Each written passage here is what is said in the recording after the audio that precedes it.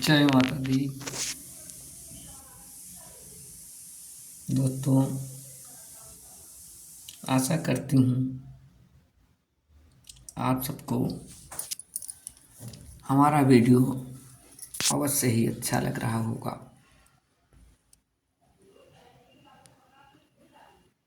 लोग लाइक कर रहे हैं, सब्सक्राइब कर रहे हैं, बहुत बहुत धन्यवाद। दोस्तों, हम सब अपना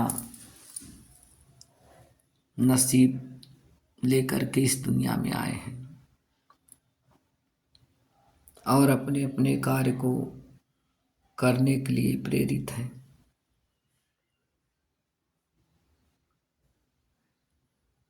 आज किसी ने पूछा है कि माँ जी, क्या हाथों की लकीरों को बदला जा सकता है? सवाल भी कुछ अजीब है, पर सच मानिए तो आज विषय ही यही है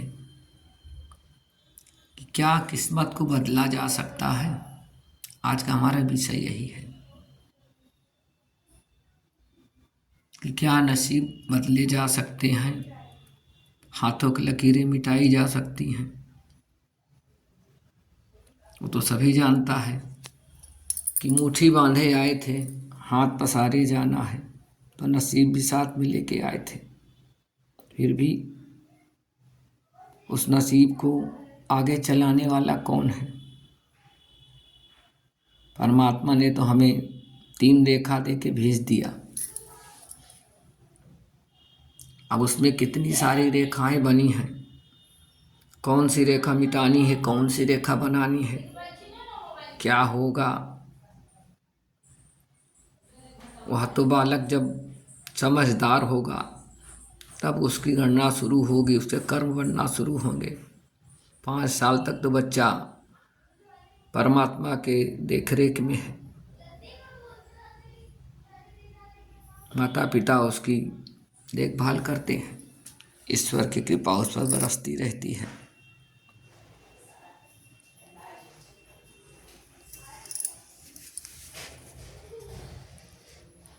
तो हम सभी जानते हैं ईश्वर ने हमें भेजा है तो हमारा नसीब दे के भेजा है, लेकिन कुछ चीज़ें हैं जो हम अपने से बनाते हैं, अपने से बिगाड़ते हैं। हमारे कर्मानुसार हमारे भाग्य की रेखाएं भी बदलती हैं। आपने देखा होगा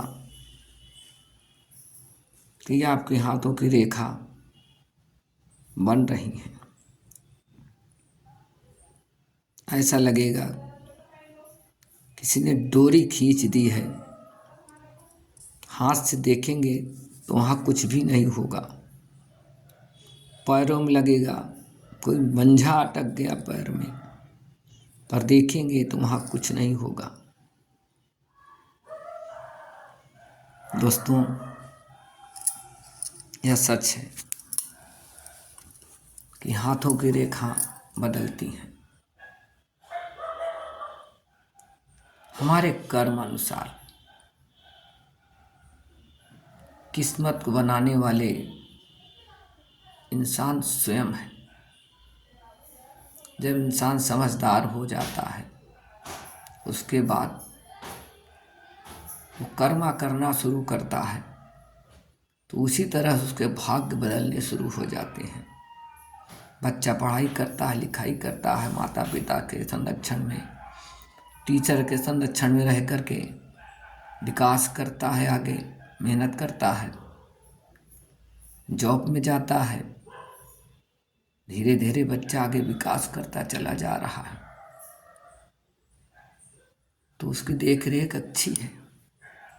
वो कर्म में लिखा के तो आया था, उससे बहुत बड़ा आदमी बनना है, वो बना। क्यों बना? क्योंकि वो ऐसे संरक्षण में था, ऐसे माता पिता थे कि उस तरह से उनकी देखभाल किया गया बच्चे की। बच्चा बाहर गया, किस तरह से बच्चा रह रहा है, क्या खा रहा है, क्या पी रहा है, बाहर कैसे संगति में है, ये माता पिता पूरा ध्यान रखते हैं अपने बच्चों का। उनके हर सुख दुख का ख्याल करते हैं, तो बच्चा आगे बढ़ जाता है, निकल जाता है। धर्म मार्ग पे गया बच्चा, गुरुकुल की पढ़ाई शुरू कर दी। अब तो कॉलेज है, गुरुकुल तो है ही, कॉलेजों में बच्चे ज़्यादातर पढ़ते हैं, वहाँ भी वो शिक्षा प्राप्त करता है। बड़ा बड़ा वेद पुराण पढ़ लिख कर के बच्चे एक से एक ज्ञानी बनते हैं। जो धर्म की तरफ जा रहा है, परमात्मा की तरफ उनका रुख है। अच्छा से अच्छा नाम यश कमा रहे हैं,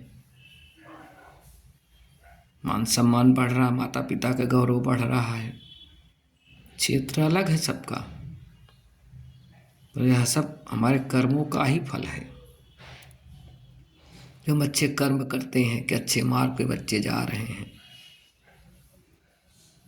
और अगर सारी सुविधा के बावजूद बच्चा अगर अच्छे मार्ग पर नहीं जा रहा है, गलत मार्ग उसने अपना लिया है, बुराई की तरफ जा रहा है,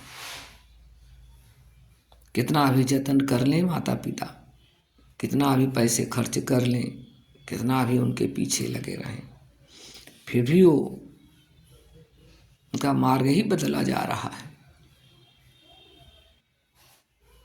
घर वाले भी परेशान,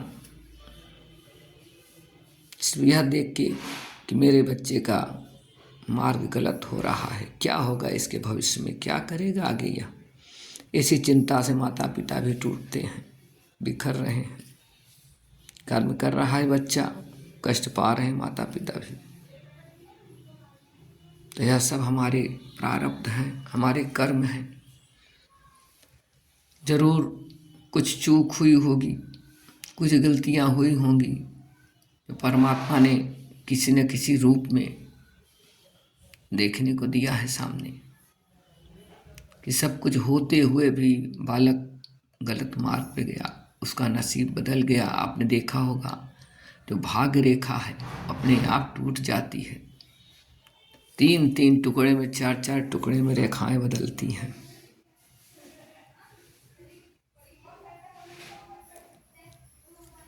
तो यह कर्म है, पर क्या उसको बनाया जा सकता है?